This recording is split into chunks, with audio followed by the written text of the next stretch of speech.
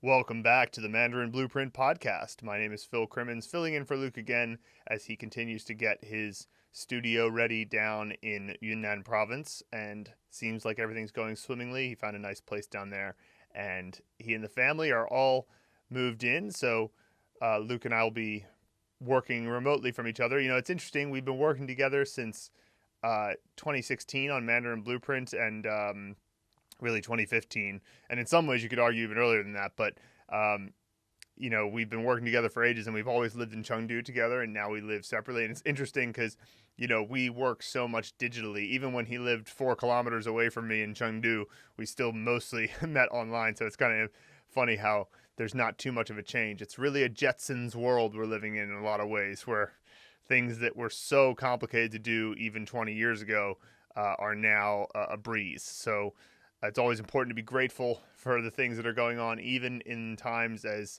you know, seemingly trying as 2020. There are still many, many things that are just above and beyond what we've ever imagined in terms of technology. So it's really cool. And we're very excited to continue this project, even at this new stage of our lives. So the Mandarin Blueprint Podcast, if you're unfamiliar with our podcast, is a question and answer podcast. So if you have a question for us, you can always email us at podcast@mandarinblueprint.com. And of course, most of the comments that we answer or questions that we answer are from the comment section of the Mandarin Blueprint Method course. And so these are the people who are leaving comments directly on one of the lessons. We respond to those comments, and then if that lesson didn't have a video, we'll make that response to the comment a video in the course. And what that means for you, if you've never seen our course before, is that, you know how you have those situations in a classroom where you have a question and then somebody else raises their hand and they ask that same question. And you're like, oh, good, I had that question too. Well, the Mandarin Blueprint Method is packed with that phenomenon, with that feeling of like, oh, I was wondering about that, and then there it is, and there's the answer to it. So that's part of the reason that we do this. And of course, it's also a good way to interact with the members on the course. We have the community forum, we have the comments on the course, and so, you know, it's quite thrilling that you know, there's so much interaction on this course. It's really fun. So one thing I wanted to update about the course before we get into the actual comments and questions this week. So, as I've mentioned in the previous 2 podcasts, we're making an update to the course where we're going to add a new type of lesson into Phase 3, Phase 4, and Phase 5 of the course. And this type of lesson is designed to prompt you to choose a vocabulary mnemonic at earlier in the level. So, previously, our vocabulary and context lessons, which were basically, they used to be called New Vocabulary Unlocked and It's a Word, which we'll be changing the name to that word or that vocabulary compound word in context. But those were kind of mixed into the course at the same place as a character. So if you you unlock a character, that unlocks a word, which will unlock a sentence. But we realized that you need a little bit more time with the character and the word in your flashcard reviews before you see the sentence, before you see the context of the sentence. This is all to say that the sentences are now at the second half of the level, and in the first half of the level, we've added in a new type of lesson that instead of seeing the vocabulary word in context, we're just prompting you to see if you can think of an image to represent the word, the two, 3, or 4 character word, or if you can find not an image, but a mnemonic device to remember. And so here's why I'm bringing this up. For all the 600 or so compound words in the Mandarin Blueprint Method Foundation course, we have put together, or we're putting together this week, a Google Sheet, a shared Google Sheet, like an Excel file, that has all of the compound words listed and then spaces to put in mnemonic devices. Now, for those of you in the community, we're going to share this link in the Mandarin Blueprint community and offer a chance to add in your mnemonics. If you can think of any mnemonics for these compound words or anything springs to mind, then we'll share with you and you can write in what you think are good mnemonics. Now, we'd like to get 2 suggestions for each word if possible. Of course, Luke and I will go through and fill in anything that's missing, but we figure you guys can save us a lot of time because you're so good. I mean, like, if this podcast has taught me anything, it's that the Mandarin Blueprint community is a creative bunch. You guys have a number of great ideas, far more than Luke and I could possibly come up with on our own. And so if any of you are willing to help, look out for that link. And when we share it, you can go ahead and add your suggestions to it. In fact, probably by the time this podcast comes out, it will already be available in the community forum. So go over to the community forum, which is available in your course library, assuming you're a member of the course, and you should be able to find it. I'll make sure I pin it at the top. So any, and what I mean by that is just any suggestions that come to mind from personal memories, from the sound of the word. For example, renmen means people, right? And ren, of course, sounds a little bit like the songbird, a wren, and men sounds like, you know, men, like males. And you could imagine a bunch of, like, you know, men in suits, but all of them have the head of the wren songbird. So that's an example of a simple mnemonic that you could come up with that relates to the sound, but it could also be related to how the characters relate to each other, and, you know, things like that. There's a few possibilities. So we'll share that with the Mandarin Blueprint community soon, and I just wanted to put that out there because that's actually something that, if you guys help us, it will make a big difference in getting those new lessons out quickly, and also, you know, improving the course pretty significantly. It'll be adding over 600 lessons to the course, so it'll be very helpful for making what we learn in phase 2 even easier to apply. So, great. Now, let's move on to the comments and questions. Question number 1, or rather, this is actually a bit of an introduction from Jonathan Glazier, who we did a case study with before. He says, I am Jonathan from Cambridge, UK. I am a quote-unquote creative in that I help make and create TV shows around the world. I also direct and executive produce Asia's Got Talent, and that's one of his claims to fame. Although there's a reason I work behind the scenes, I have been described as a functioning introvert. I am 61 years old, and I think I am stuck at around 27 years in my outlook.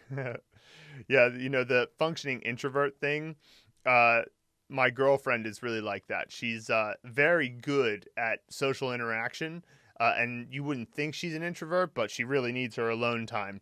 And in my case, I'm kind of the opposite, in the sense that I'm like a non-functioning extrovert. I mean, not really non-functioning, but I'm shy, but I'm an extrovert. So, like, what I mean by extrovert, I don't mean I'm outgoing, because I'm not really outgoing. I'm a bit shy when I meet new people, but I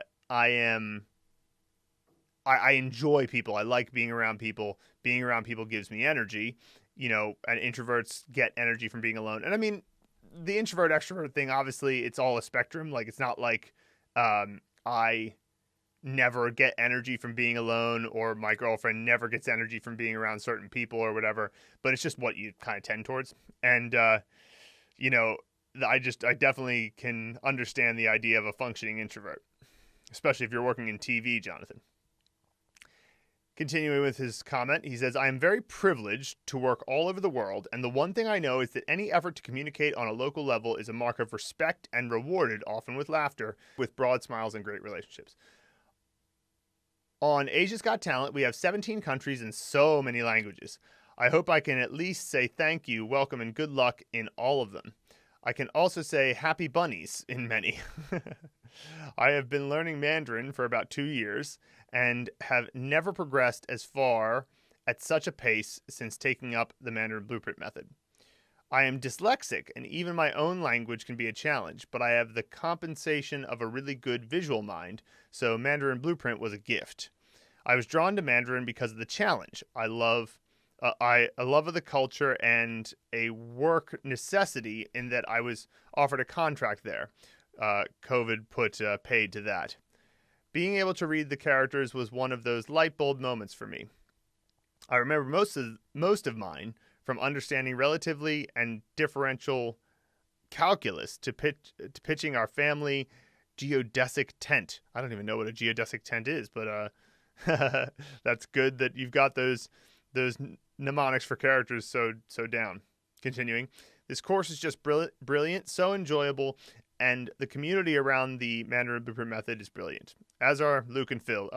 So responsive and above all passionate about sharing their knowledge. I said in my case study that this course is one I can't recommend highly enough. I look forward to meeting you all. Jonathan Glazier. Well, it's nice that you added this to the community, Jonathan, and we're thrilled to have you on the course. I enjoyed watching your case study you did with Luke, and being on Asia's Got Talent, that must be quite the experience. That whole Got Talent brand is really huge, and it must be quite the thrill to see people, and especially getting a chance to see some people who are really amazing at what they do. That's one of those things that if you can manage to have a chance to see great talent all the time, in my experience, that makes you feel better about humanity a little bit. So that must be great. So thanks, Jonathan, for sharing your story. Heath Campbell in the community says, "Hi all, I just wanted to share something that I found was really exciting. I had added Mandarin subtitles to a TV show I was watching called Cobra Kai. It didn't allow for Mandarin dubbing, but it did for subtitles. They flashed up way too quick for me to read, but I did notice that I recognized many of the characters.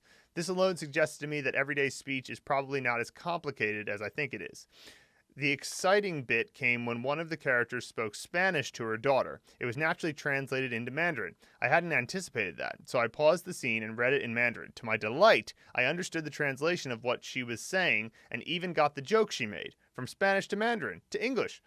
I didn't expect a Matrix-style transition with Mandarin. I relish being able to read bits of signs on Chinese restaurants and understand some words spoken by a Chinese business owner in their store. I almost clapped for joy when I first heard and understood a shop owner say, 'Guh,' even if he was only directing his staff to get me a roast chicken. It's a process. No, it's a journey, and the journey is sometimes the destination." Yeah, nice, Heath.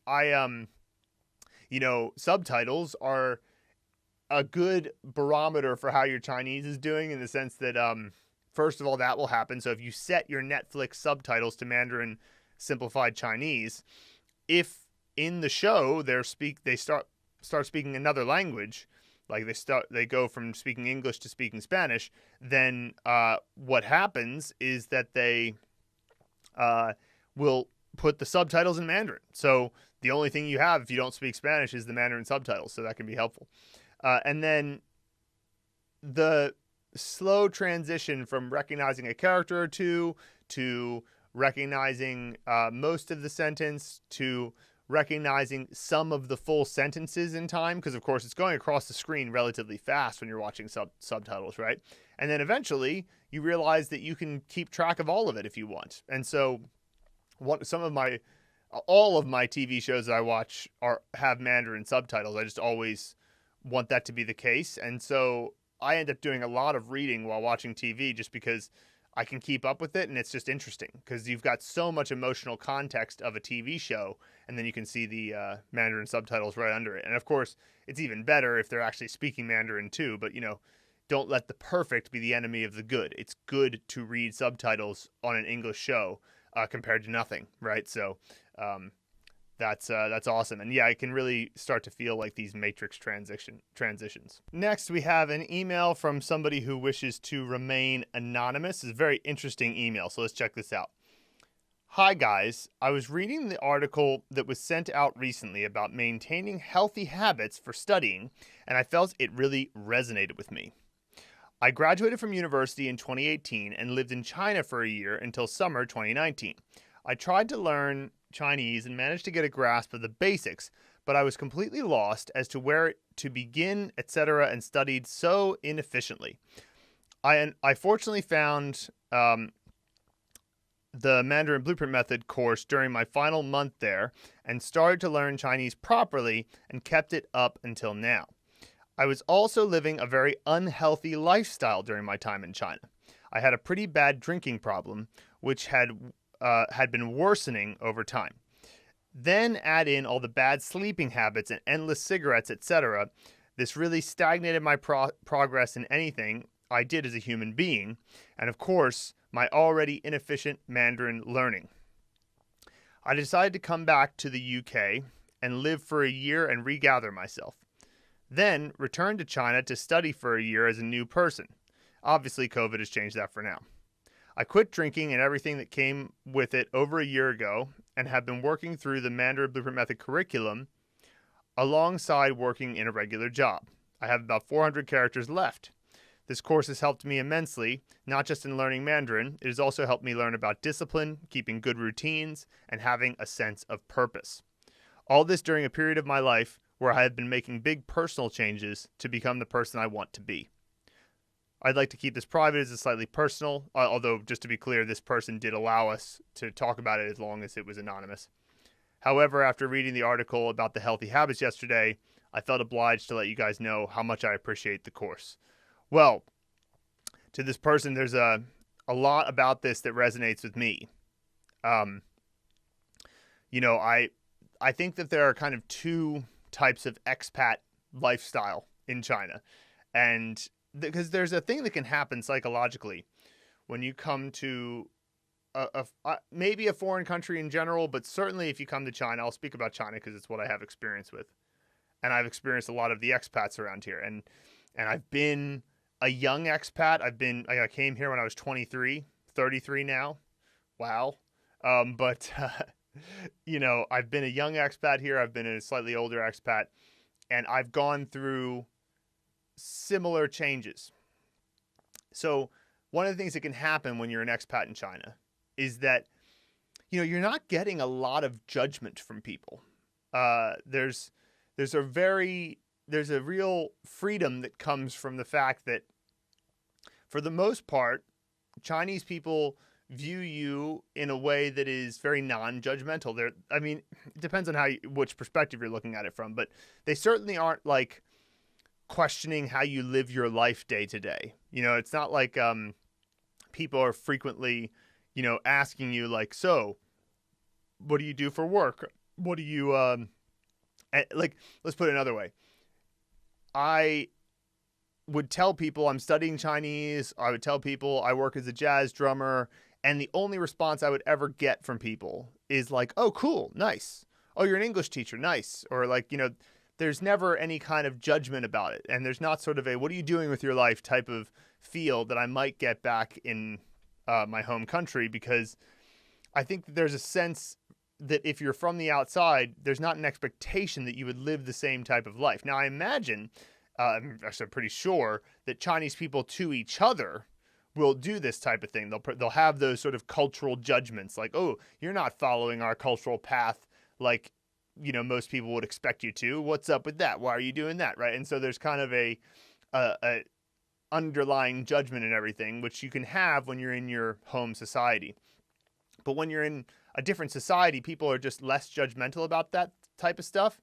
And that's good and bad. On the one hand, it gives you the freedom to feel, you just feel free. You feel like free from judgment, which is a great feeling. But on the other hand, sometimes judging, like a judging father or something like that, it can be helpful to helping you sort yourself out. So one of the more negative responses that I've gone through, I know Luke's gone through, sounds like the person from this email has gone through, is to be more like, focused on the short-term pleasures of the moment, because, you can go out and then you go drinking with other expats, let's say. That can be a very cathartic experience because the other expats have a similar baseline sort of starting point as you. They're a foreigner in a foreign land, right? And so when you go out drinking and you meet some expats, you get that right off the bat, a commonality of your circumstances.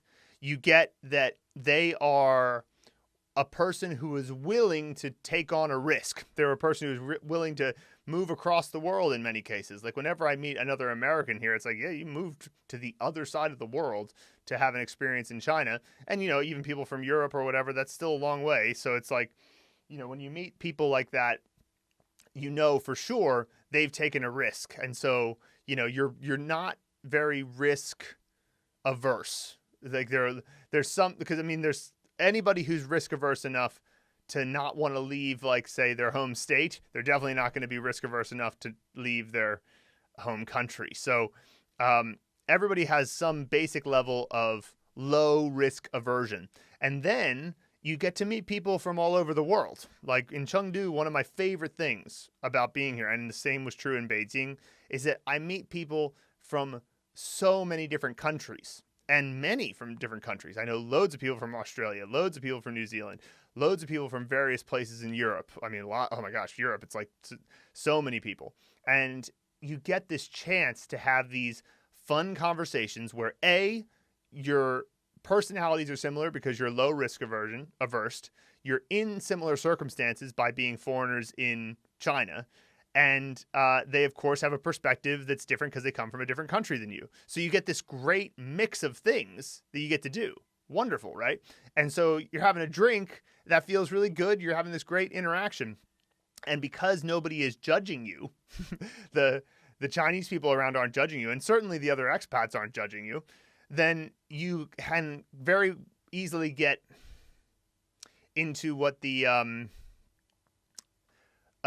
Chinese would say, 痴迷, which means like you get enraptured by this freedom and this comfort and this, lack of judgment. And there is good that can come from these types of interactions, but if you mix it with drinking, if you mix it with smoking, and you mix it with not getting enough sleep as a result of drinking, and you end up in this vicious cycle of unhealthiness, then you can go down pretty far. And I've seen some expats go down that path. I think there was a point for me where, I used to make my primary living playing music.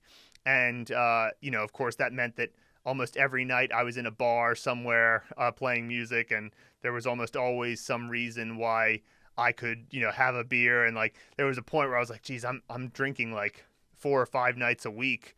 That's not good. It's like now these days I might have a drink once a week. And like, and Luke completely quit drinking. And it sounds like the person from this email also just quit drinking. And like, that's, good too. And I know Luke used to smoke, gave up smoking. So it's like, if you can manage as an expat in China to recognize the goods that come from being able to mingle with these other expats and see their experiences and experience that freedom from judgment that you get here, that's good. Just recognize that you have to temper that with your own chosen difficulties, right? So one of the things I did when I was 24, after about maybe a year and a half or so of, it was almost 2 years of living in Beijing and living a fairly, close party lifestyle, I guess you could say, is I said, you know what? I'm going to exercise now. Make sure that I have a 3 to 4 times a week exercise routine. Now, part of the reason I was able to do that was because at the time I had a job playing drums at the Kempinski Hotel in Chongqing, and I was living on the 7th floor, and there was a gym in the hotel on the 5th floor. And I said to myself, if you don't start working out now, you're never going to do it, because this is the simplest, you have the lowest barrier to entry now of any time. And like, it's not like I never exercised before that. I was into sports as a kid and stuff, but I didn't get an adult exercise routine going until I was 24. And since then, I've never stopped, because one of the things I recognized is that that's an important thing to have. You have to choose your difficulties. Learning something new, it's a challenge. It's also a very gratifying challenge, like almost all challenges are, really, if they're the right ones. But still, it's not like, you cannot learn Mandarin if you're only focused on short-term pleasures. It's just not going to work very well. You could eventually learn Mandarin that way if you've got enough of a foundation, but you're not going to build the foundation without focus and clarity. Clarity is really important, and drinking all the time and smoking all the time takes away clarity. Not exercising doesn't give you extra clarity. Like exercising, the way people pitch exercising most of the time is about, like, say, weight loss or something. I think that's a terrible pitch. Exercise should be about clarity of the mind. When you have, and sure, your body will end up looking good too, but that's really neither here nor there. What's more important is that you're clear. actually, when I'm recording this podcast, I'm just about halfway through a 5-day water fast. So I don't know if you guys are into fasting at all. I would highly recommend it. It's very good for the body. It's very cleansing because, you give your digestive system a break. You give your cells a chance to repair themselves, which is actually something we've evolved to do for years and years. And why would I even bother learning about fasting and all that? Well, it's because I got into the healthy habits. So the other type of expat lifestyle is to embrace the freedom and take responsibility for the freedom, if that makes sense. So, if your culture is holding you responsible because they're judging you and there's less there are fewer people around who provide international perspectives because there's not as many international expats around, like you live in your hometown or something. And so your parents, your friends, your society, your culture is holding you responsible. The advantage of that is that, well, they're holding you responsible. So you can't, totally wreck your life without people, saying something. But it also feels a little bit like a tyranny. There's a bit of a prison to it. It's like, I can't get away from it. Well, if you're an expat in China, congratulations, you escaped that tyranny. But don't think that you can't just crash and burn if you forget about the responsibility that's necessary with that. So if you take responsibility and you go, hey, got to get enough sleep, got to exercise, can't drink too much. Maybe I shouldn't drink at all. Definitely shouldn't smoke, especially if you're in China. It's like smoking along with the pollution. You're just asking for a young diagnosis of lung cancer, right? And so it's like, if you take responsibility and you say, I'm going to make my own way, I'm going to learn something new, I'm going to get to the gym, I'm going to eat healthy. It's so easy to eat healthy here because food is so cheap. You can go to the farmer's market, get loads of vegetables, loads of meat, and it costs like nothing. Not to mention, even if you get takeout, you can order healthy takeout and it's still cheap compared to, back home. Use the opportunity, take the opportunity to make yourself a double plus human. It's like you've got the chance. Freedom is fantastic if you can manage to take advantage of it. But you can also use freedom to crash and burn.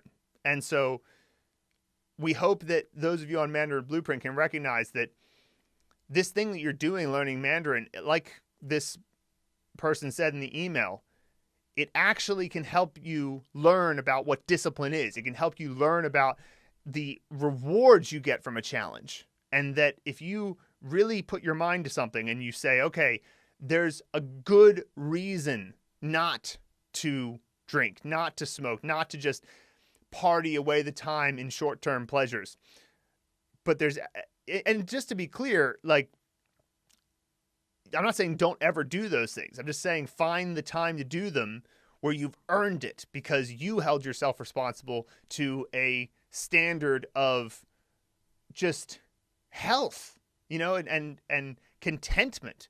That it's the other side of like getting your right to do things and your freedom to do things is your responsibility to make yourself content. The Tao is something that I've thought a lot about since moving to Chengdu. And I really believe this. It's kind of a core belief for me now. There is no suffering without satisfaction, or to put it another way, there's no satisfaction without suffering. There is no pain without pleasure. There is no pleasure without pain. They are one and the same because they cannot exist without each other. If you don't have any pain, you have no frame of reference to understand what pleasure is. If you don't have any suffering, you have no frame of reference to understand what satisfaction is. So let me tell you something, boy. I'm choosing the suffering and pain on my terms because it's coming either way.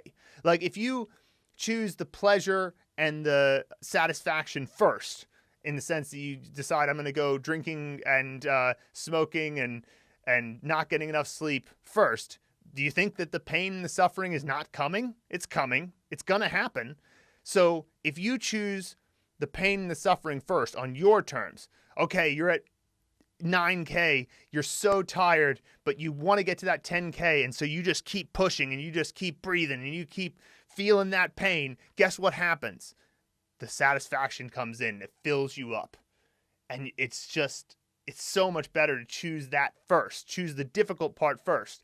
And then you move to the satisfaction and the pleasure. And to be clear, I'm not a monk. I'm not saying you never, ever choose the pleasure satisfaction side of the Tao first and then accept the pain and the suffering second. But just know what you're doing. You know, one of the things I say when I'm going out for a night of drinking, which I'll do, you know, maybe once a week, is I just say to myself, tomorrow you are going to exercise. You're going to suffer and experience pain tomorrow. So just know that that's happening and then enjoy yourself tonight. And so it's like that. And most days I choose to do the suffering and the pain first, because then it makes the evening, spending time with my girlfriend or with friends or whatever, much more pleasurable, because you've gone through the pain and suffering that you chose. So if you want to think about the two type of expat style lives in China, that's a good frame to put it in. You know, you get this freedom. Congratulations. Use it to your advantage. Do not waste it. So thanks so much for this email from Anonymous. And we'll move on to the next question. Next, we have a question from the Pronunciation Mastery course from Lucy Haley. And it's the lesson, Other Pronunciations That Use the CH initial, chā, chūqu. Hey guys, this course is fantastic. I was wondering if you thought it'd be okay to study this course and your rapid acquisition course at the same time. I like to dedicate my first hour of the morning, 6 to 7 a.m., to language study, but because I live at home with brothers and parents who like to sleep a little later, it's a bit too early to be loudly pronouncing Chinese words. Fair enough. I also started listening to Coffee Break Chinese podcast in my car. Do you think that it's helpful to have background noise / practicing pronunciations like that? Thanks. So the rapid acquisition crash course that's a good course to have. It's only an hour long, so I'm sure you'll get through it fairly quickly. And yeah, you can absolutely do that at the same time as pronunciation. In fact, if it's the first thing you do in the morning, then you're turning your brain on to the types of attitudes you want to have moving forward. And the rapid acquisition crash course is great for getting an overview of, like a 50,000 foot overview of what your journey is going to be like with Chinese. So every so often, you know, like for example, if I'm doing an Anki card, I'm on the ground. I'm doing the work necessary to build up the language. But every so often you want to move up and see how far you've come. It's like a bike ride. You know, you're going for the bike ride, and most of the time you're focusing on the pumping of your legs and how far you're going. But every now and then you check the map and see, where am I? How far have I gone? Right? And maybe you just do that at the end, but still, it's like that's a thing that you do. You zoom out, and it's good to zoom out from the beginning and see, here's the path that you're on. And so that's what the rapid acquisition crash course does. So going over that in the 6 to 7 a.m. time slot probably makes sense. And then later, maybe while you're in the car, you can practice pronouncing the Chinese words. And the Coffee Break Chinese podcast in the car, absolutely. I've never actually heard of that podcast, but I'm sure that it's cool. And do you think that it's helpful to have in the background? Absolutely. Absolutely. If you hear something and you have the ability to practice it, go for it. That sounds great. So yeah, I would say anything that you can do that has Chinese related to it is definitely not negative. Next, Lance Kaufman on You Did It, the final lesson in the Pronunciation Mastery course. Lance says, thanks for the incredible work on this course. It may be the best online course that I have taken. Well, just you wait for the Mandarin Blueprint method. I plan to write up a more thorough review after a few days to let the experience ferment. Great job, guys. Well, yeah, the Pronunciation Mastery course is a great course. Yeah, it's a very good course. Luke does an excellent job of explaining all the pronunciations. And I had a fun time editing that course.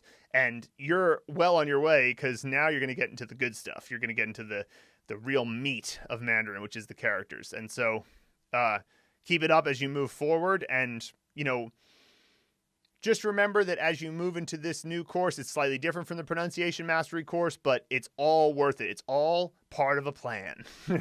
And so you'll see how it all fits together. Next, Rick Santos on It's a Word for Niu, which means cow or bull. 这头牛很肥，可以用很胖吗? So what he's asking here is, the sentence says 这头牛很肥. So that means this cow is fat, right? And 肥 is actually the word 肥肉 is like the fat on your body. 胖 is more of a description of how fat someone is or how fat something is.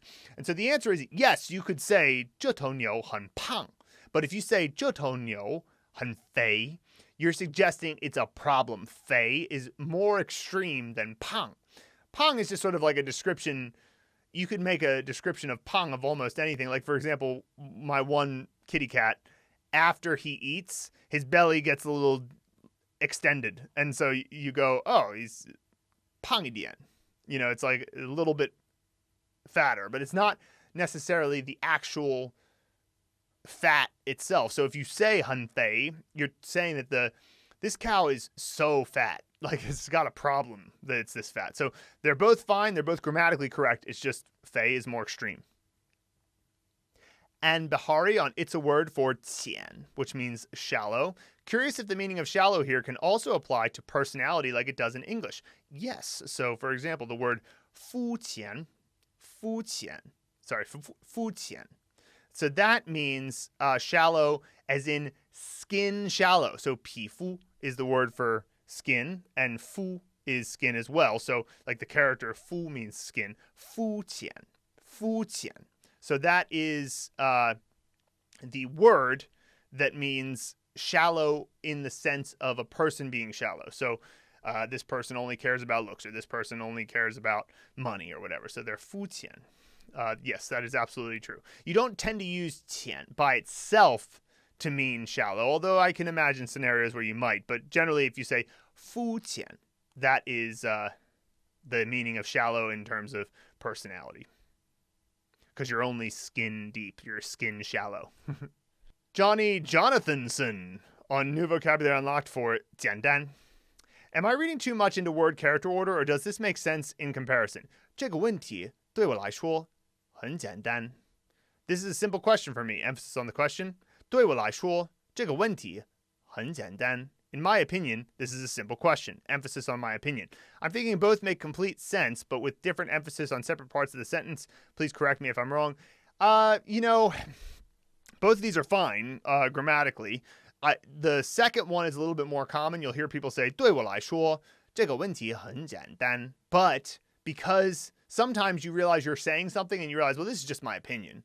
So, and you'll realize that like in the middle of the sentence. So 这个问题对我来说很简单.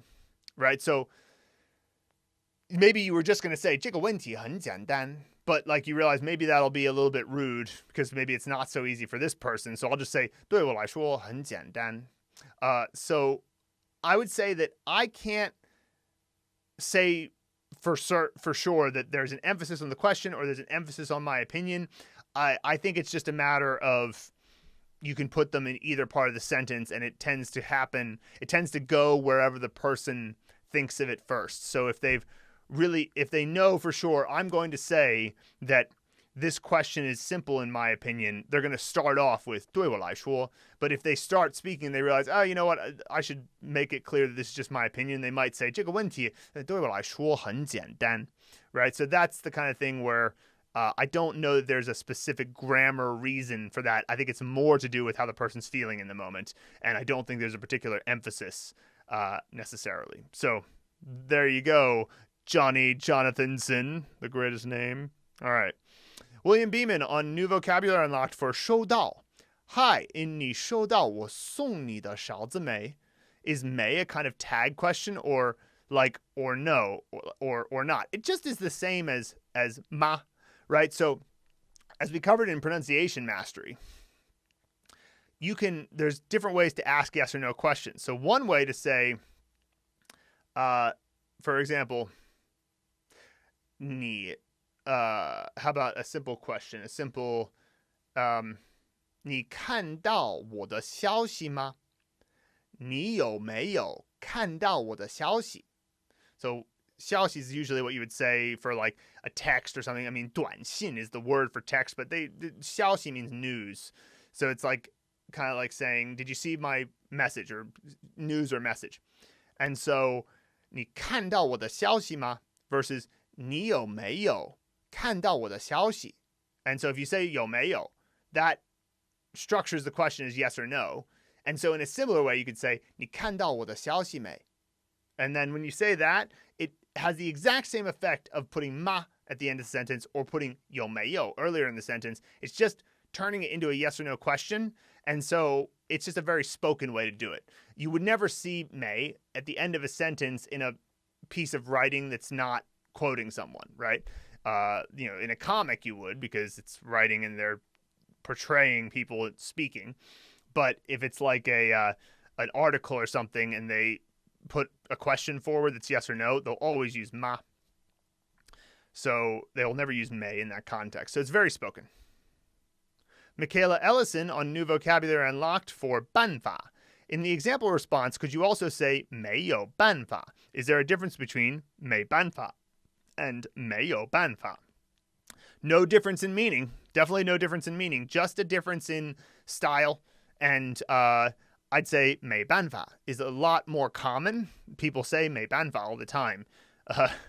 Which is, and it can be, they can sometimes say it in a kind of annoying context. You're like, hey, my computer that I bought here has a problem. Can you help me fix it? And they're just like, 没办法. And you're like, could you at least look into it before you assume that? But that's a common thing to hear. And 没有办法. It's just, 没 is a contraction of 没有for the most part. So that's, in fact, calling back to William Beeman's question in the previous sentence, you could say, his question was, 你收到我送你的勺子没? You could say, he said, what's the may in that sentence? You could say, 你收到我送你的勺子没有? You could put 没有 in full at the end of a sentence, and that's fine. So pretty much always may is a contraction for 没有. So yeah, same difference between 没办法 and 没有办法. Lucy Haley on Bonus, the Language Learning Tripod, Attitude. Hi again. I start studying Chinese at university earlier next year. Would you suggest working with a program like yours whilst studying? So you get the theory and the actual language learning input. You guys are the best. So this is what I did when I was in university. So I learned characters separate from university because university, I just want to shake them sometimes and be like, you guys don't teach characters properly. Like they just sort of skip over it. And it's exasperating because you're like, this is the most important layer of the language. You guys don't really know how to teach it because you don't have a good mnemonic system like the Hansa movie method. And so you just kind of wing it. You just sort of go, well, maybe you'll figure out the characters somehow. So first of all, definitely learn characters separately from university. Now, you're already doing that. And apparently, I think you said you had 6 months before you are going to... you had 6 months until you're going to go to university. So that's plenty of time to learn enough characters that you'll know most of the ones you come across. Then bring your laptop to class, have Anki open, set up the Mandarin Blueprint close delete type of card to make new cards. And then if a teacher says a sentence that's teaching a word, type in the sentence, or if you have the ability to copy and paste the sentence, fine, and add a close delete on the important word that you're covering, maybe two. And that way you can manage to have sentences that reflect what you're learning in class. By doing this, you create flashcards in class, you start reviewing them in Anki, and then you never have to study for tests because Anki will do the studying for you. Like we all know intuitively that if you're in university and you're learning stuff, you should kind of be reviewing it all through the semester. But we tend to learn it and forget it and then cram it in before the exam. And that's just going to make you forget it again, because you'll cram it in for the exam and it'll go right out after that. And so the point being that it's much better to review throughout the semester, which Anki will automatically do. So have Anki open, make sentence flashcards, and then occasionally you can also make other types of flashcards if the teacher says something that is not sentence related, but something that you want to remember. And then what I did was I used a text-to-speech software called Awesome TTS. Awesome TTS is an add-on for Anki. So every so often, I would take all the sentences that I added and use the Awesome TTS add-on to add in text-to-speech so I could at least have some audio. And the audio is okay. It's not as good as a native speaker recording, but it's better than nothing. So if you want to add that in, then you can also get the audio for all of the different sentences that you added in. So that can be useful too.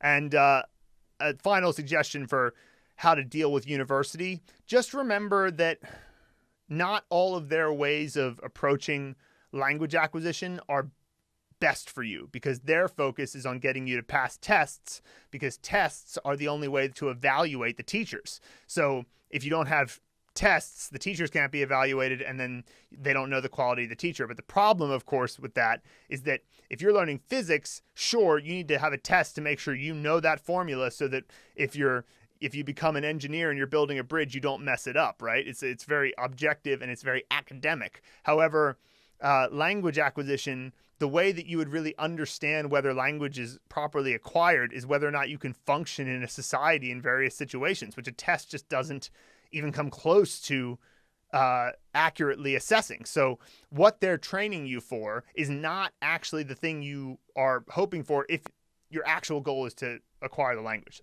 That said, if you do what I said with Anki, you will not have a problem remembering everything that comes up in the semester. So you'll still be able to pass the tests, but just remember that what they're teaching you isn't always, on point. So those are my suggestions for university. Next, we have a question from Nick Sims on 用手机还是去银行寄钱. So this is a story in level 21 of phase 4.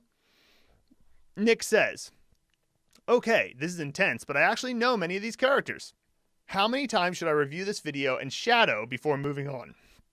10, 25, 50, 100? What's my signal to move forward knowing that I'll need more practice? Well, good question.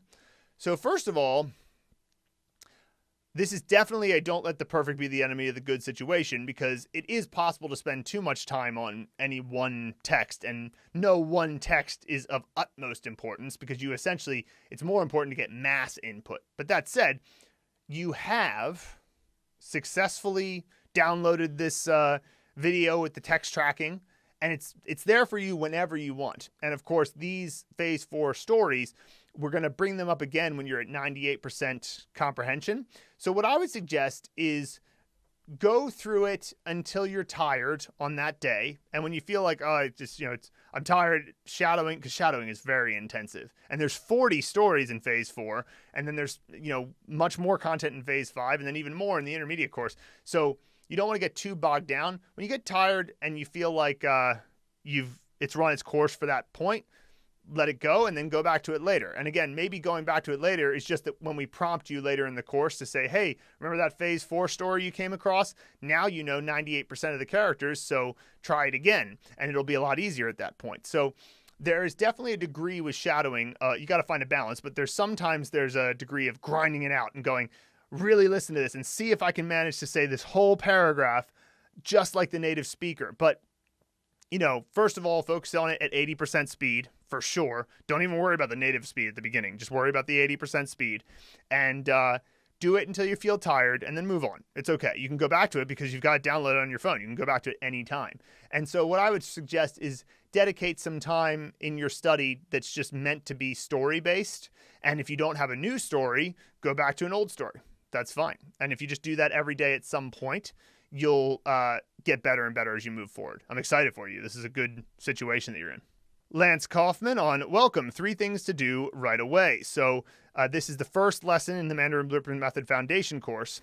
And he says, I am 2/3 of the way through Remembering the Hanzi Volume 1. So this is the James Heisig book that is sort of the nascent form of the Hanzi Movie Method. The Hanzi Movie Method is for sure an improvement on the Heisig method, but it is like, we're standing on the shoulders of giants. If it weren't for the Heisig method, the Hanzi Movie method could not exist. So he says, I'm 2/3 of the way through Remembering the Hanzi Volume 1, about 95% retention of characters, but I only know pronunciation of around 10% of the characters. How do you recommend proceeding through the course? I can group the characters into 3 groups. 1, can reproduce from muscle memory without needing to think of its components. 2, can reproduce by thinking of the components, but I don't need to rehearse my mnemonic. And 3, still dependent on recalling mnemonic to recall the components. Right. So this is definitely a challenge, right? Because you've learned the components and the meaning for many of these characters, but not the pronunciation. And you got to know the pronunciation. So my recommendation would be that when you look at a character, you have to first make an honest assessment of what you know for sure and what you don't, and just be harsh on yourself. Like, go, I know this character. I think I know its pronunciation. I'm not sure of its tone. Okay. So what you need to do is take your actor and set and room. Get yourself in your actor and set and room. Now, if you already had a mnemonic for the meaning and the character, well, then it shouldn't be too hard to do that same thing, but with your actor in your set in that room, because the actor, set, and room represent the pronunciation. The actor is the pinyin initial, the set is the pinyin final, and the room is the tone. So by doing that, you can take your previous mnemonic and add in the Hansamui method element of it, which is your actor, set, and room in the set. Then you take your components, which we call the props, and you do the same thing with them that you did in your previous mnemonic, but just in this new location. And by doing that, you'll now get the tone and you'll get the pronunciation down, perfectly. So that would be my suggestion, is to make sure that you do an honest assessment. If you don't know the pronunciation, but you remember your previous mnemonic, then do that same mnemonic, but in the location with the person present, and see if you can get the person to interact with it in some way. The actor. If you can reproduce from muscle memory without needing to think of the components and you know its pronunciation, you can skip it. Just make sure that if there were a pick a prop lesson or a casting call lesson or a set the scene lesson, that you actually pick a set, an actor, or a prop. But you don't necessarily need to make a full mnemonic scene because you already know the pronunciation, components, and meanings of the character.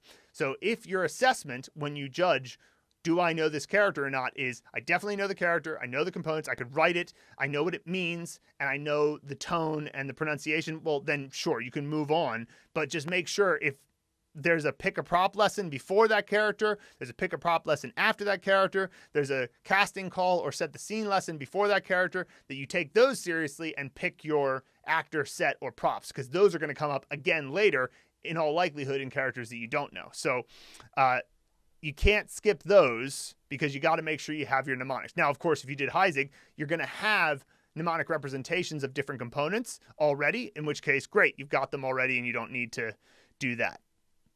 So that would be my recommendation. We also have a blog article in the course called Handling the Mandarin Blueprint Method for Intermediate Learners, and that one is very helpful. So if you just go to our blog and search intermediate, I think it'll be the first result.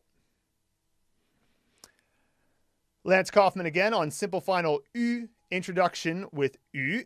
Is the U after Q, J, and X always pronounced with the umlaut sound, the U sound? Yes, and that's because J, Q, and X never combine with the U without the umlaut. The U, right? That is never combined with J, Q, or X. And so the makers of pinyin thought, okay, then for J, Q, or X, we don't have to add the little umlaut.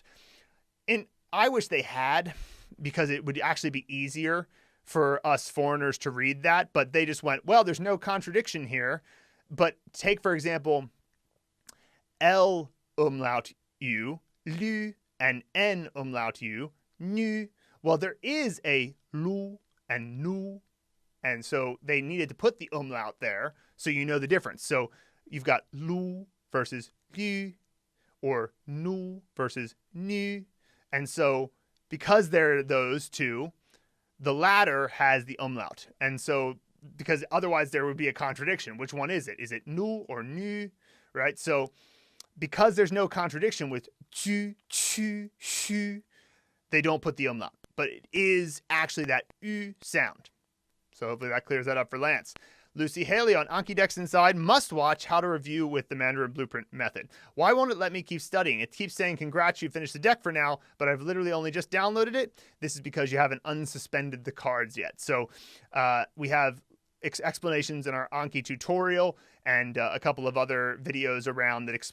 The video called All About Reviewing talks about unsuspending the cards. So all the cards are suspended to begin with, and the reason is because everybody moves at a different pace. So you could go through 3 levels in a day, and then you need to unsuspend all the cards related to those 3 levels. Or maybe you do 1 character in a day, in which case you only have to suspend a few cards related to that character. So because there's different paces that everybody moves at, we don't set it to something like 5 new cards a day, because what if you don't do 5 new cards a day? What if you do 10 new cards? Or what if you do 0 new cards, right? So instead of doing a set number of new cards per day, we just prompt you to unsuspend the cards in the browse function. So the simple, quick and dirty way to do that, you open browse, you then select the deck in the sidebar of browse, and then all the cards that are suspended are yellow and also have parentheses around the due number.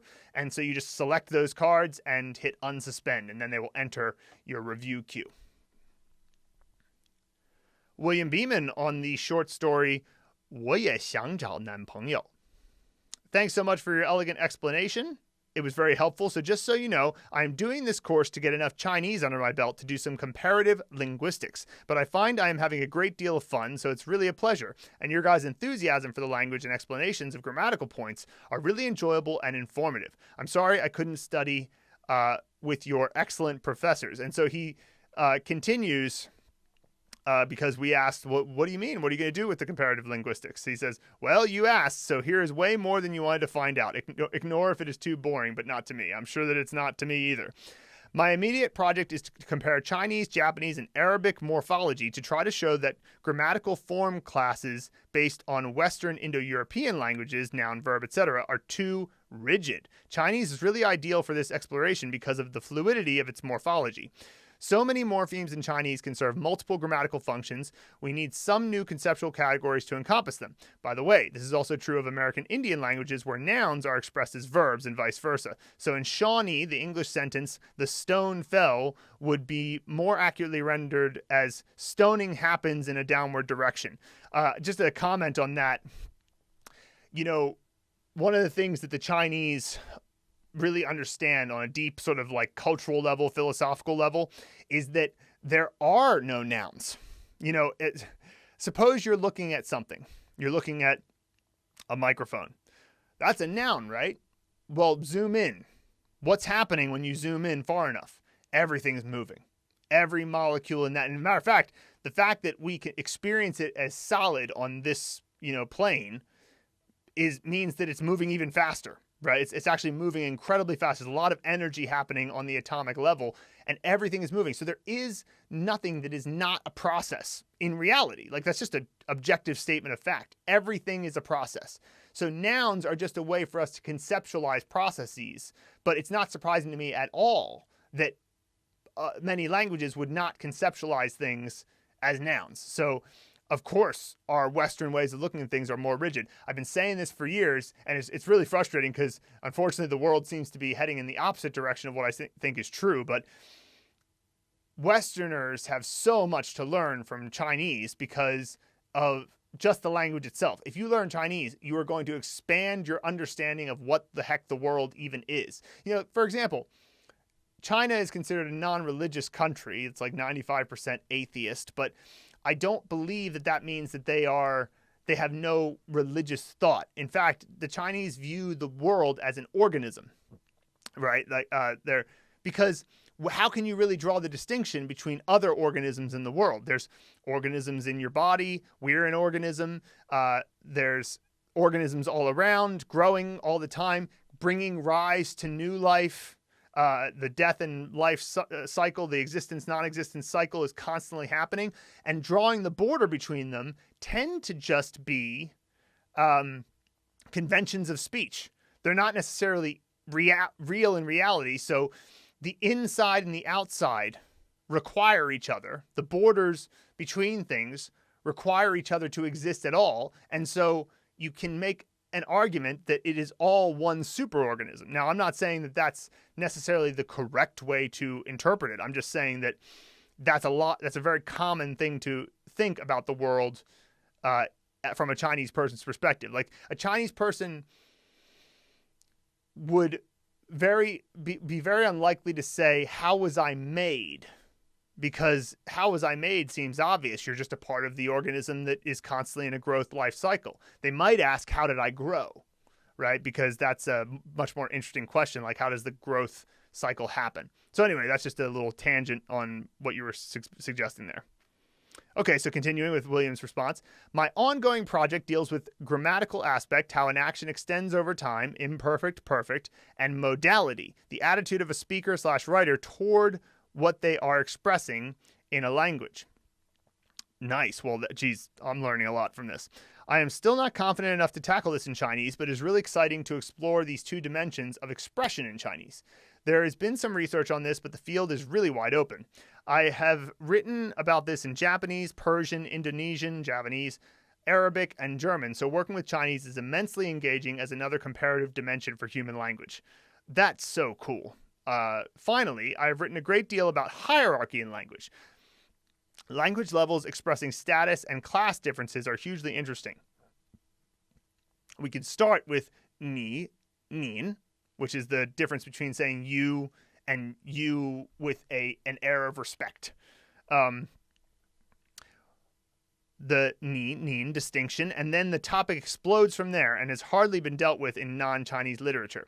Chinese kinship terms, which are hierarchical in the extreme, they're definitely quite hierarchical. I don't know if Mandarin Blueprint folks are aware of the enormous range of kinship terms in Chinese with older, younger, but one of my predecessors, the great linguist Yu Renchao, wrote a definitive article on Chinese kinship and address forms some years ago. Oh, I should check that out. From 1956. Chinese Terms of Address, Language 32, 1, 217 to 241. Nice. That's a research paper. William is definitely an academic. I love it. An exploration of polite speech behavior, Li Mao. The first character can be glossed as etiquette, but look at the second character made up of badger and appearance. What's up with that? How does the badger get into the mix? More research needed. So I'm very sorry that I am not much younger. Coming to Chinese shows that there is an infinitude of interesting things to explore, and I am finding it enormously enjoyable. Well, William, please keep us up to date on what you're doing here and what your research is showing, because that stuff is fascinating to me. Of course, China is a Confucian society in a lot of ways. You know, while there was an attempt in the Cultural Revolution to get rid of the Confucian history, it failed. Confucius is still a major part of China now, and like there's a lot of Confucian etiquette that happens. And of course, Confucianism is very hierarchical in the sense that it's sort of like a basic tenet of Confucianism that you must respect your elders, because And you know, it's kind of interesting because from a Western perspective, we say, okay, yeah, respect your elders, sure, but sometimes they're wrong, and you know, you got to be an independent young person, and you got to get out of the house at 18, and you know, maybe your elders are wrong sometimes, which is true, but it's also like there's definitely also truth to your elders oftentimes have more perspective and wisdom than you have, so when you don't understand what they're saying, it's just because you haven't had enough life experience to get their perspective. So that both can happen sometimes. Yet another reason why I feel that Chinese society and Western society need to keep the dialogue open. You know, obviously we're drawing our borders up a little bit more than we used to, but I truly believe that we should keep our dialogue going. And so this type of research is exactly the type of thing that can help with that, William. So good for you. Congratulations on pursuing this. And please let us know if there's any help that we can give you. If there's any, you know, resources we can help with or any kind of research we can help with directly. We'd love to do that. So thanks so much for sharing, William. That's awesome. Next, we have Christine on New Vocabulary Unlocked for Xinwen.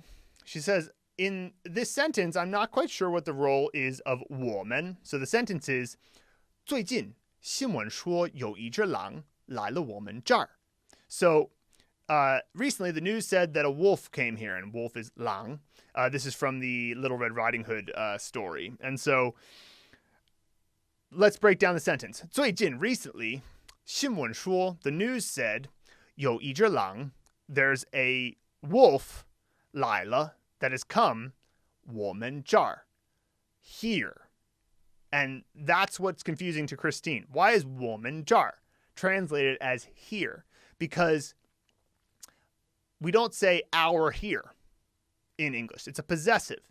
我们这儿, right? And you could, if you were just talking about yourself, you could say 我这儿. For example, 我这儿 might be my house, right? My place, right? And so 我们这儿 is our place. So it's like our town or our village or our whatever. It's a broader term than town or village. It's just our place, our spot that we deal with. So when you have a multiplicity of people owning something, even if it's just a concept like an area, or, literally you own the area, you can use 我们 to indicate the possession, and you don't need 的. So if you just say 我们这儿, you're essentially saying our here, which doesn't translate perfectly to English, but it does get across the idea that there's a sense of ownership of here by us. So that's what the use of 我们 is in that sentence. William Beeman on 外国人学中文不能太心急. So this is a short story from Phase 4. And this is so funny. William obviously left that long comment before about his intention to study the different morphologies of language and do a comparative analysis. And you can tell he's an academic here because in this sentence, he's just making a minor mistake and then extrapolating from it a lot of things. So he says, is the translation of 某些人才开始学 supposed to be some talented people start studying? I'm trying to get my head around 人才, meaning talented. Is that right? If so, 才 functions in Western grammatical nomenclature as a noun, a verb, an adjective, and a preposition. A lot of work for a little word. No, this is not the word 人才. It's 某些人才开始学. So what it's setting up is some people, when they've just started to learn, 才 just, 开始学 started to learn, right? So it's what William saw was an incorrect border between the words. 人才 is indeed a word. It's a noun meaning talented people, right? So like Google is looking for some 人才 to hire, right? But in this sentence, that's not it. It's 某些人 subject 才开始学. And then let's look at the rest of the sentence. 一共学了不到100个词，就想和中国人用中文交流了. Right? So it's saying they've only started to learn, only have learned about 100 words, and they want to start communicating with Chinese people. And so the sentence is kind of being indignant, like, what are you doing? You shouldn't be so 心急. You shouldn't be so anxious to speak. You haven't learned enough yet. Learn more. It's the input hypothesis. They're saying input first and then try to speak. So, all that happened. I love how William's brain works, though, because he goes, if it's 人才, this means that there's this noun and verb and adjective and preposition, possible usage of this word, but it's just a border issue. The border is between 人 and 才, not on the two sides of 人才. So that's normal for this stage of your learning. Sometimes it's you'll be able to tell, and I can see how you might think that this is 某些人才开始学, but the problem with that is that sentence it's a fragment. It's not a full sentence. Some talented people start studying what else, right? It's not really a full thought. Whereas 某些人才开始学, 一共学了不到100个词, right? It's like sort of setting up these. They've only just started. They've only learned 100 words, and they can you believe it? 就想和中国人用中文交流了. Right? They want to communicate with Chinese people directly. That's crazy, right? So that's the situation with that sentence. Lucy Haley on bonus, 4 components of habit building, part 3, reward. Do you have any good ideas for short-term goals? Obviously, the big overall one is to be able to have a conversation in China or read a book, but what do you think are good smaller interim goals for absolute beginners? Well, first of all, I would say that the biggest goal is not to have a conversation in China or read a book.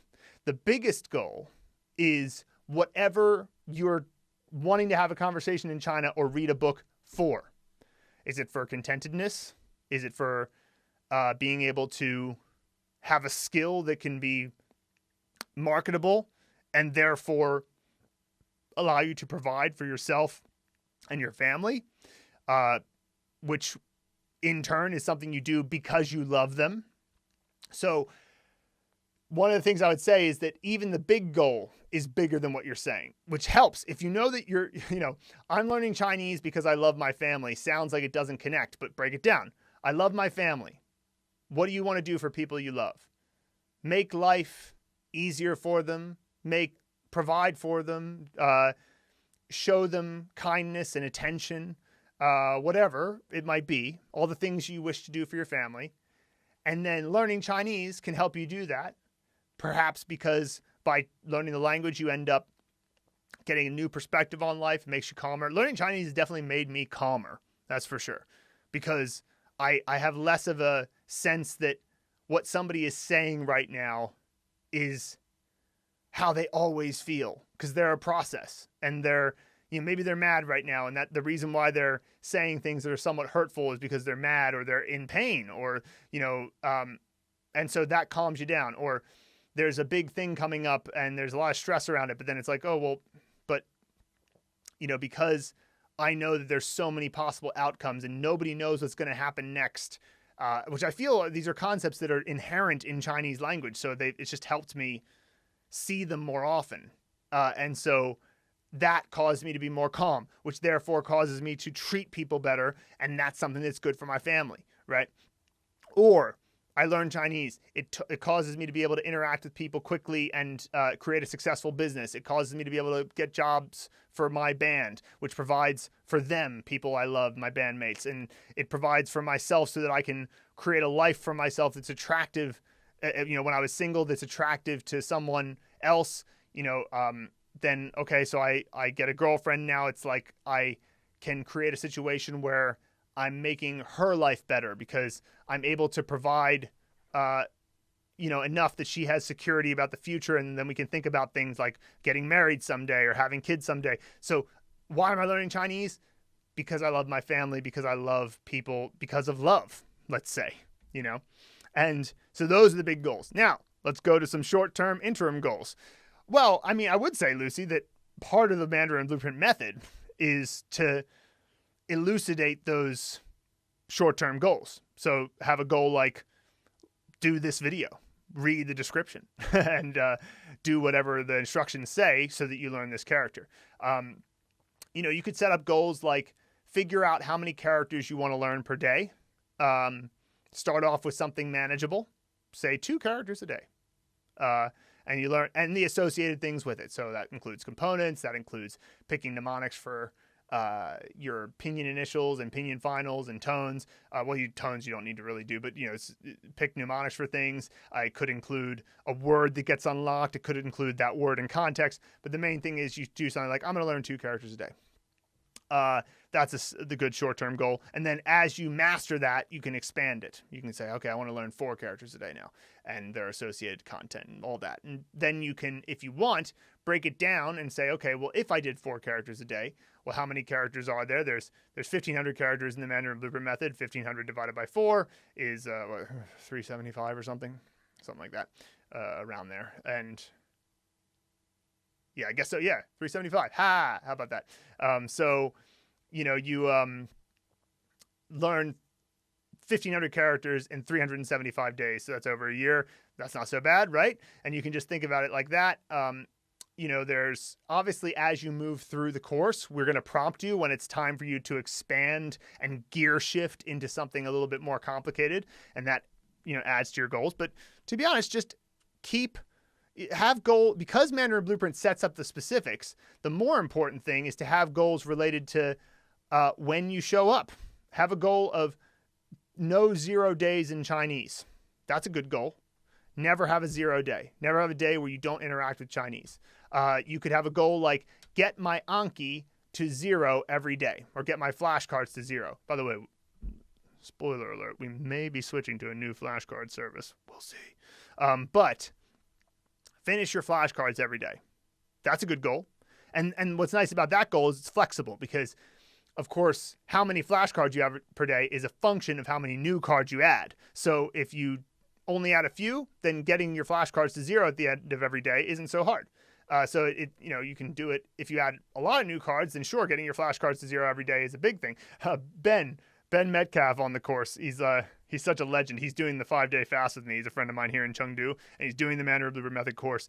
And he was hiking Gongga Shan for 6 days, camping. And he brought a charger for his phone, and wouldn't you know it, when he got to his tent at the end of the day, he finished his Anki. And I was like, what a dedicated person, So there's there's goals like that. I would say good basic goals to start off with. No 0 days. Finish your flashcards every day. And then you could think about goals like how many new characters do you want per day. But because Mandarin Blueprint deals with the specifics, you can deal with the habitual stuff. How do you get into the habitual goals? And also have environmental goals. Can I improve my environment? Can I have Chinese so prevalent around the room that I study in that I can't open my eyes and not see Chinese somewhere? Could I put it all over my walls? Could I have Chinese playing all the time? You know, there's so many Chinese podcasts, songs, and like just so much that's available. In our Mastering Mandarin in the Modern World book, I believe it's chapter 17, the last chapter, we have endless resources for, Chinese audio, video, reading, and all that stuff. You could do all that. Make your environment so that you can't open your eyes or open your ears without Chinese entering into your perceptions. That's a goal. So try that one and see how it goes. Jason Pan on bonus connector, conditional if-then statements with 如果, 就, and 要是的话. Thanks for such a thorough and comprehensive grammar structure as always. I always look forward to these. It's the aha moment that, as you said, allows me to pick the concept up so much more naturally since I've been exposed to the sentence with the grammar so many times already. Yeah, it's exactly what we go for with the grammar points, because what we're hoping to do with the grammar points is make sure that you're not just getting some random point that you have no reference to. Like I could say, hey, in advanced Chinese grammar, they'll do this thing that you're not going to see right now and you don't have any cause to understand. Whereas if I show you 7 sentences that contain characters that you understand, but maybe you don't quite get the grammar structure, and then after I've shown you those 10 sentences and you've seen them a few times in your flashcards and they take up a place in your subconscious, and then I show you the grammar point, it's like a key on opening a lock and you go, oh, now I get how all this works. And that all those sentences now make more sense. And next time they come up in my flashcards, I get it even more. And then that's using grammar points to your advantage, because as adults, we can conceptualize grammar. Great. But that doesn't mean that you should conceptualize the grammar first and then see examples. No. You see the examples first, then you conceptualize the grammar and you go, oh, I get it. And I'm so glad to see that you understand that, Jason. That should help with when people are going through the course and you feel that you aren't quite sure how something works. It's okay to just go, I'll get it later. Because when the grammar point comes up later, you'll go, got it. Nice. Carrie Scott on Bonus the Language Learning Tripod Part 3 time. On my home screen of my phone, I just moved the Facebook and the Facebook Messenger apps to my second screen page and replaced with the Kajabi app and Anki app. That's good environmental goals. Our phones are a bit of our environment these days, so consider your home screen. Consider how you set it up. What are you incentivizing yourself to tap on the home screen? Is it Anki? Is it Kajabi app for the Mandarin Blueprint method? If it's those, I think you're in good shape. Nice. Carrie Scott on problem initial 吃好吃饭了吗? And this is in the pronunciation mastery. She says, can 好吃 be used to say a drink is delicious? For example, you could have a really tasty cocktail or delicious hot beverage like hot chocolate. Thank you. You would say 好喝 because 喝 is the word for drink. So good to drink. Just like 好吃 means good to eat and it translates delicious. You would say 好喝. And that is what you would say for soup, by the way, which is kind of interesting. Sometimes these borders between different concepts, like in English, we think of ourselves as eating soup. In Chinese, they say drinking soup. And, I can't really blame them for saying that. It's mostly liquid. So if you like a tang, which is soup in Chinese, tang, the 这碗 bowl, 这碗汤好喝. This bowl of soup is delicious to drink. So that's how you say delicious to drink in Chinese. Next, we'll move on to our movie scene shares or movie scene suggestions. First, we have Rick Santos on Make a Movie for Mai, which means to sell. And of course, in Chinese, you have Mai, which means to buy. And it's a very similar character. And then you just add the shi component on top and it changes to Mai, to sell. So it's a very important one to get the tones right.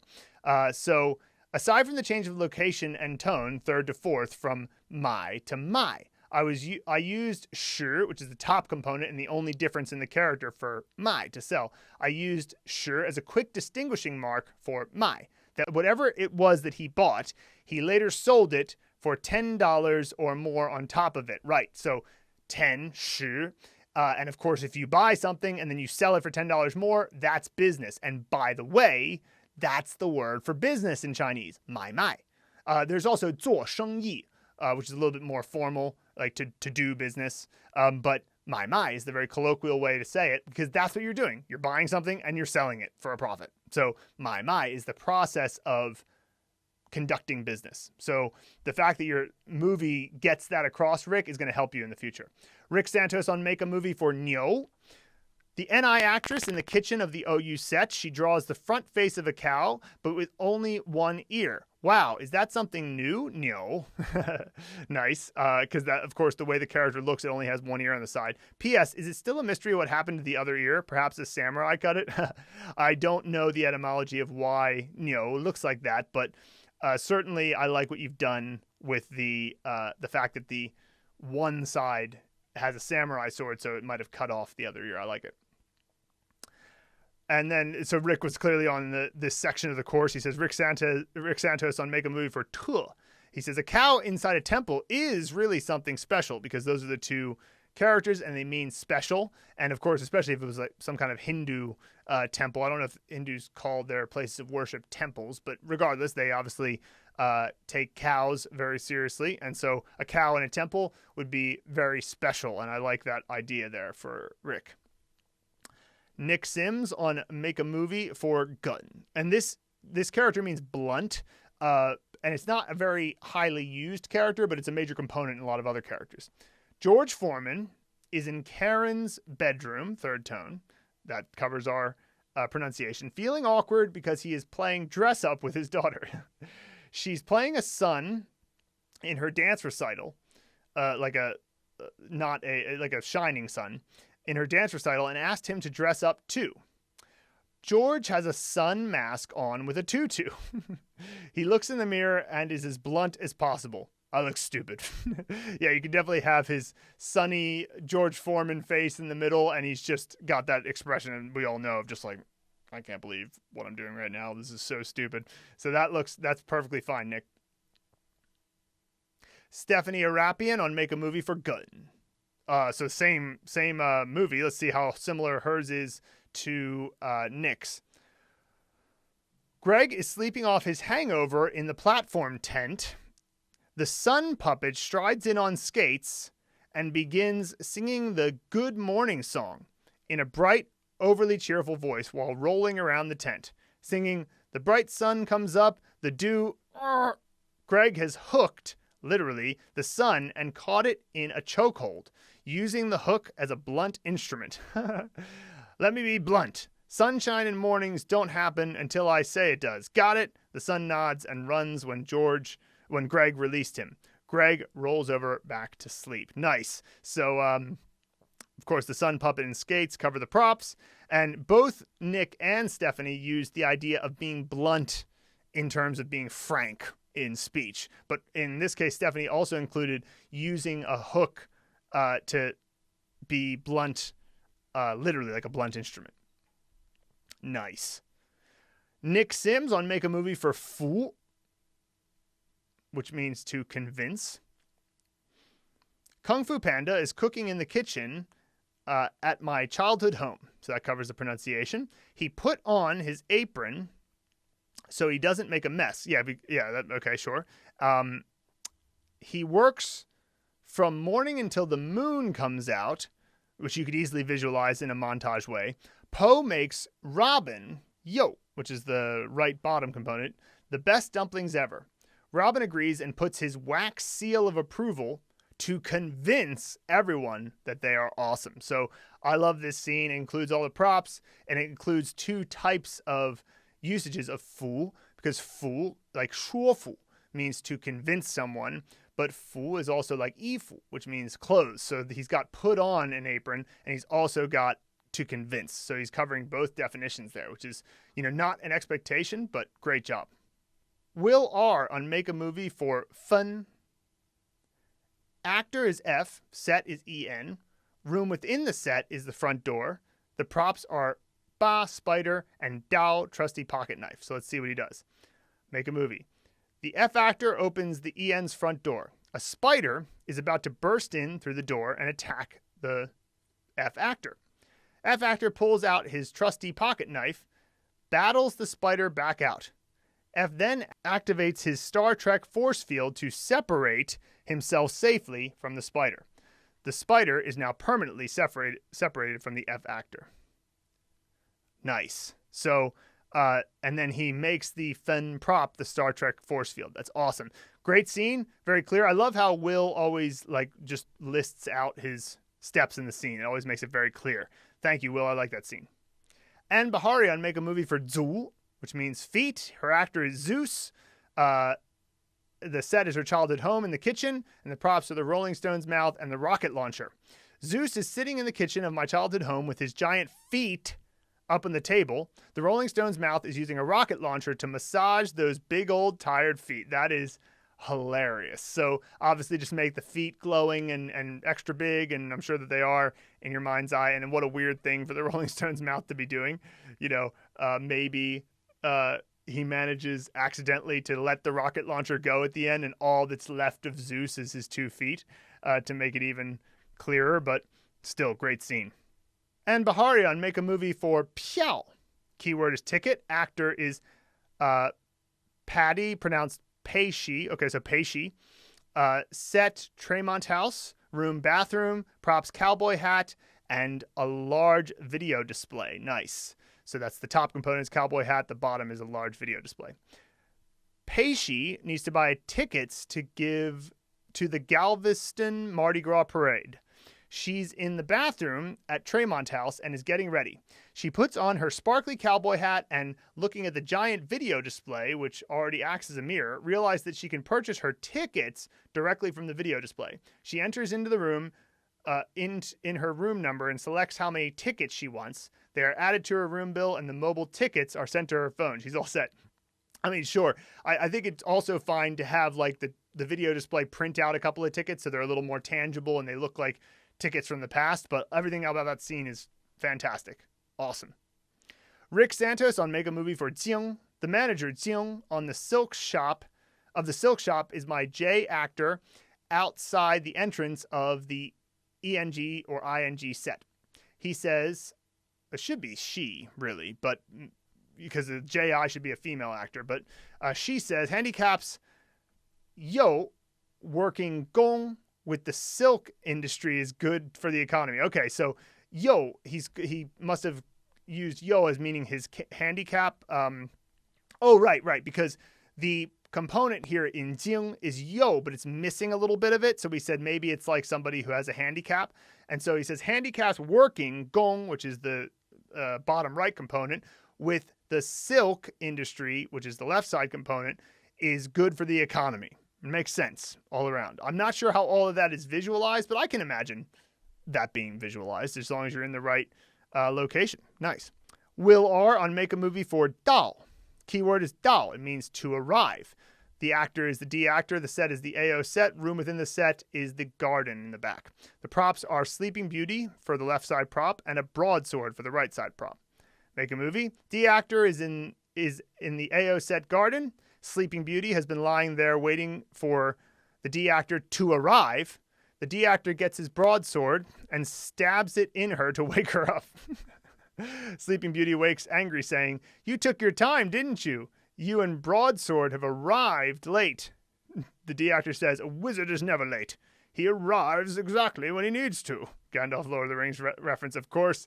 That's perfect. Great reference to get arrive going. And it's also very memorable because you'd think he'd kiss Sleeping Beauty, but he stabs her awake. Oh, ridiculous. I love it. Christine on Make a Movie for Cha, which means tea, as in drinking tea. This came together for me very well using my props, but it might not work for everyone. Charlie Chaplin is in the kitchen of my A location. He wants to make some tea. In my home country, there is a make of tea called 5 Roses with a distinctive red box and a stylized picture of roses on it. This is my rose prop, so that's the top prop. My other props are straw conical hat, and a bonsai tree. So to complete the tea making ceremony and the movie for the character, Charlie has to wear the straw hat while plucking the tea leaves from the bonsai tea bush. Then he has to fill the little bags of 5 Roses tea with the leaves so that he can brew the perfect cup of tea. I like it. I think it's all clear. And, it isn't necessarily what you have to do to have 4 props there, although, you can do it with 4 props, and I think that's fine. Nice. Catherine Nixon on Make a Movie for Ma. It takes place in the living room of childhood friend A. She has her black and white telly on, and Michael Jackson is on screen. In her living room, there are 3 horses, which she is training to copy Michael Jackson's moonwalk. Nice. Eventually, they become so good at it that I tell her she should dress them up as unicorns and enter a talent contest. I roll up some cards, stick on glitter, and then attach the unicorn horns to the horses' faces with elastic. My friend is ecstatic. At the moment magic happens and Michael Jackson appears in the living room and rides the 3 horses back into the telly to become part of the Thriller video. My friend is crying because she lost her 3 horses and Michael Jackson has stolen them. Well, that's quite the scene, Catherine. I love it. And I think that you'll definitely remember that one moving forward. That's for sure. We'll finish up with 2 scenes from George Laurer on 2 consecutive characters. So the first one is for Bang. Boris Becker is in front of my ANG set. He has built his own little corral using haystacks and small brick walls. So the haystacks and small brick walls are the 2 components. He somehow has gotten megalomaniacal. He's started to declare his own nation. So he's using the brick walls and the haystacks as borders and creating a new nation because Bang's keyword is nation. Nice. And then George Laurer on Make a Movie for Bang, which means to help, and it contains the whole nation component at the top. Boris Becker continues to build his own nation, see Bang, in front of my ANG set. He now wants to raise the German flag. He immediately gets some help. Someone brings a towel and some color sprays to help him paint the flag. So yeah, so the keyword is help. He uses the towel, which is the bottom component, to raise the flag. And I suppose he's using that entire fort to be the prop for the top component, Bang. That's probably fine. Having a fort of bricks and hay, that seems like a decent enough representation of nation as a prop. So there we go. And that covers this week's Mandarin Blueprint podcast. My name is Phil Crimmins. Thanks for listening. Check out mandarinblueprint.com. And for those of you on the course, look out for that Google sheet that I'll be sharing that has the mnemonic device suggestions for all the vocabulary words in the foundation course. Your help will make the course that much better for people coming in the future. So it's a way to pay it forward. All right. Thanks, everybody. And we'll see you next week.